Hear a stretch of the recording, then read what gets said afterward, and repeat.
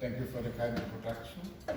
Today, like the other topics, I talk about cameras, and in my talk I go into the investigation of the influence of different camera parameters on the data quality in the context of highly automated vehicles.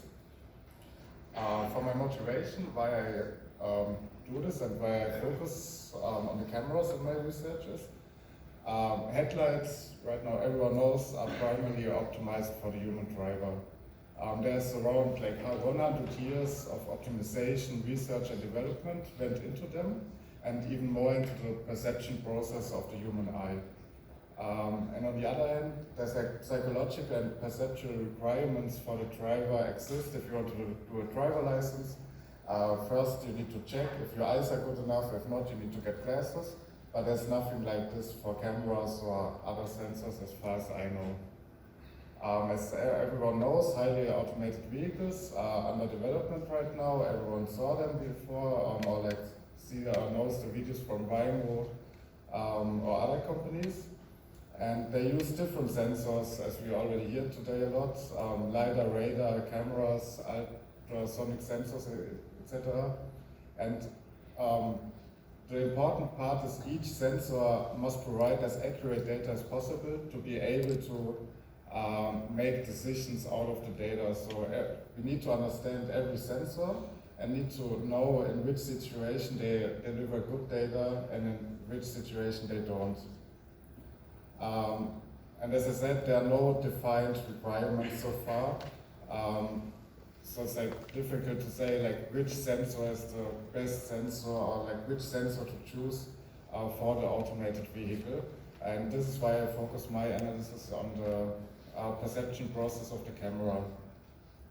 In my presentation, I first talk a bit about the application and challenges. Here I go a bit faster because we already heard it in the last presentations. Briefly explain my experimental design and show some first results and end my presentation with a conclusion and the outlook. First, the applications and challenges of cameras in highly automated vehicles. One of the most important tasks is, of course, object detections.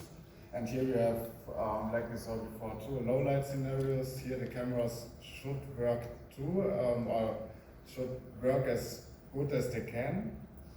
We have glare or high dynamic range situation like tunnels or when oncoming traffic is coming.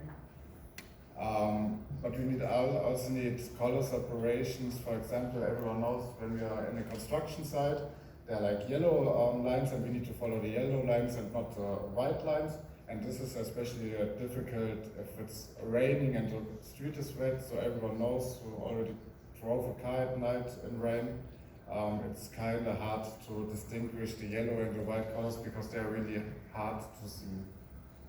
And then another important point is the resolution, because of course we can have really high resolution, but then we have lower pixel size, and if you have a higher pixel size, you have lower resolution, so we need to find the right balance.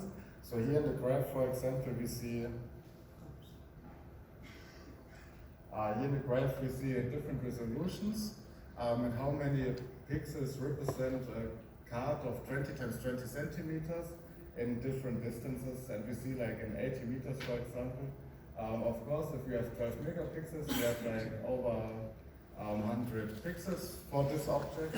But if you go down on like 1 megapixel or even lower, and some car manufacturers use those sensors, we only have like 20 to 30 pixels to evaluate if this is an object, if I have to brake, or if I can just continue driving. Another application is the intention prediction. And here we have for highly automated vehicles, because we don't have a driver anymore for communicating with other road users, we need to predict the intention of them. Like for example, if pedestrian sees us, or if another driver says like, oh yeah, you can go, or we need to tell them, like with signaling, but it's another topic, that they can go. So we need to read the intention of the pedestrians, for example. And here we need to have a high enough resolution to do this in a high enough resolution to detect the faces and hands and arms, for example. And we even have to do this in low light conditions or harsh light conditions. We saw this before, really well presented from Simon Vogel.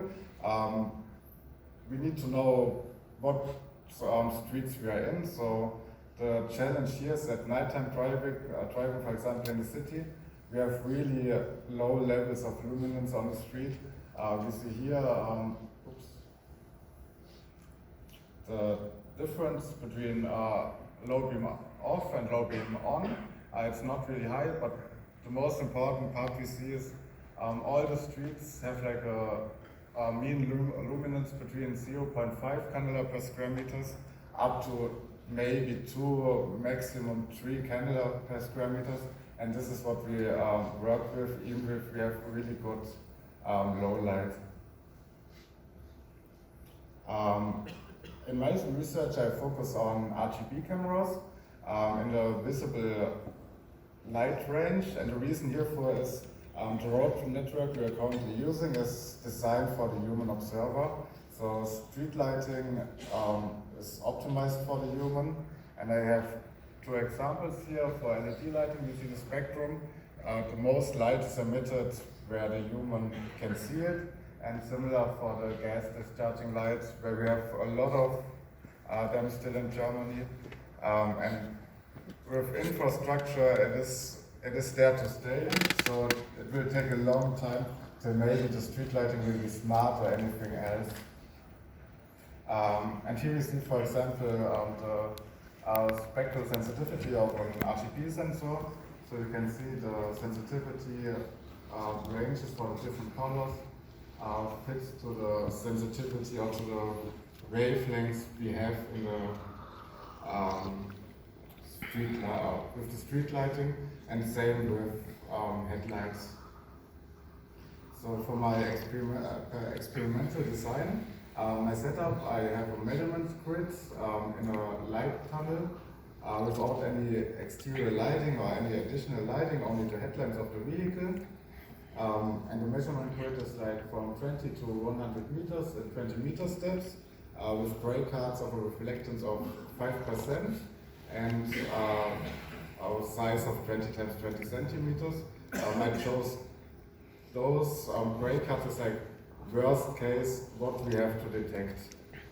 Additionally, I dimmed down the LED headlights from 0 to 100%, and I placed a glare vehicle at 60 meters distance. You can see here on the opposite lane. Of course, there were no lanes in the lighting tunnel, but we measured it with like a road width of 7 meters and then put it on the opposite lane. For my cameras, for this experiment, I evaluated 2 cameras. The first camera is a 2 megapixel camera with a pixel size of 2.3 micrometers. And the second camera is a 0.4 megapixel camera with a pixel size of 6.9 micrometers.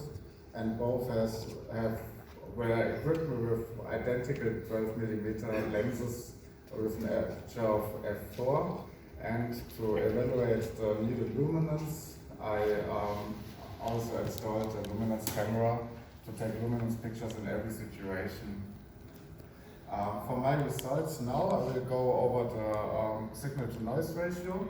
And here I said, okay, if we have a signal to noise ratio of 1, or like bigger than 1, we at least have a signal that we can evaluate that is distinguishable from the noise. So the luminance, we see here the response of the camera. In green is the pixel values responding to the mean object luminance.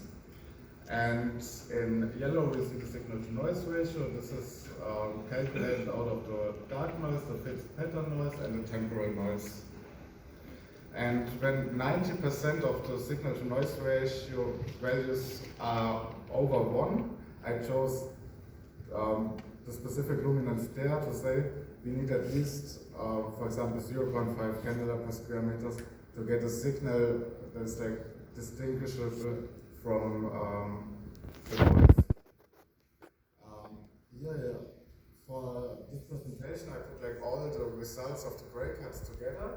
to one big batch of data to see what luminance I need for different analog gains and exposure times.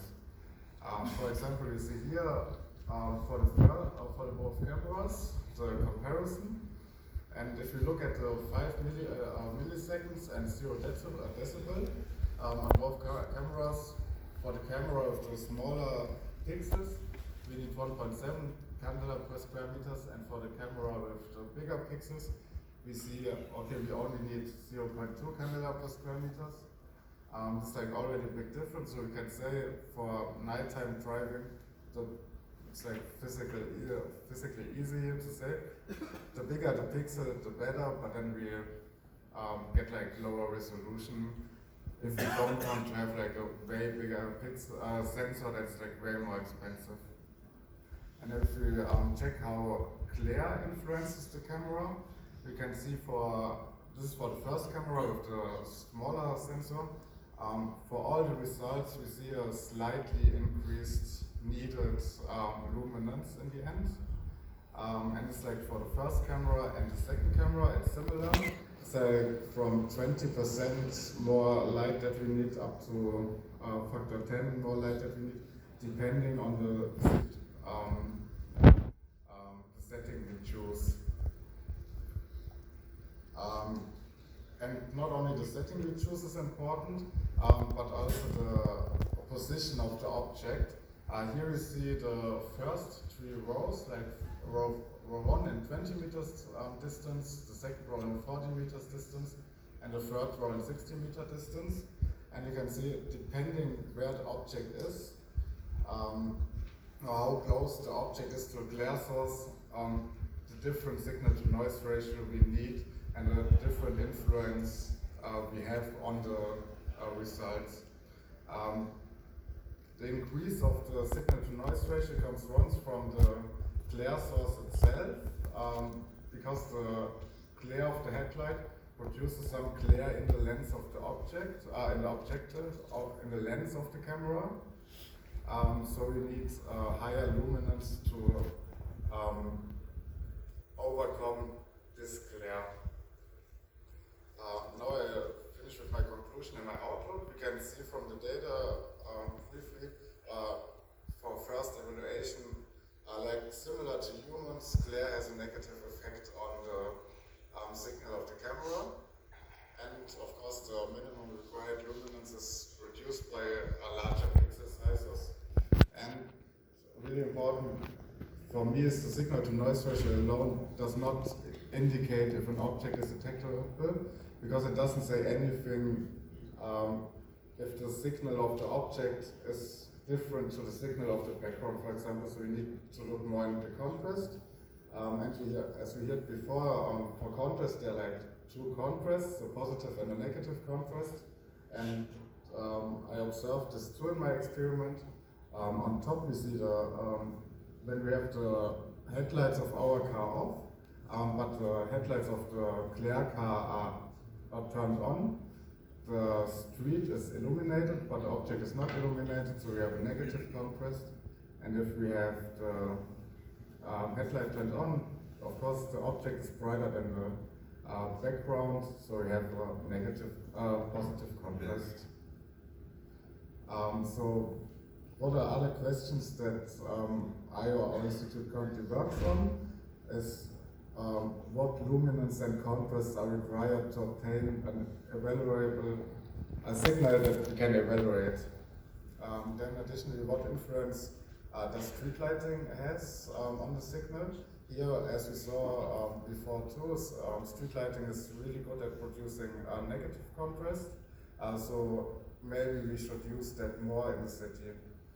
And then, as we hit before too, what are the maximum exposure times that are usable in a dynamic situation, so we don't have motion blur, but it's maybe some motion blur is still acceptable. We still don't know, so we need to do some research on that to find out the influence. And maybe for car manufacturers and tier 1 suppliers, important to see what quality criteria is important, is correct or usable to describe the signal quality of cameras in nighttime driving. That's from my side. Thank you for your attention, and I'm looking forward to questions.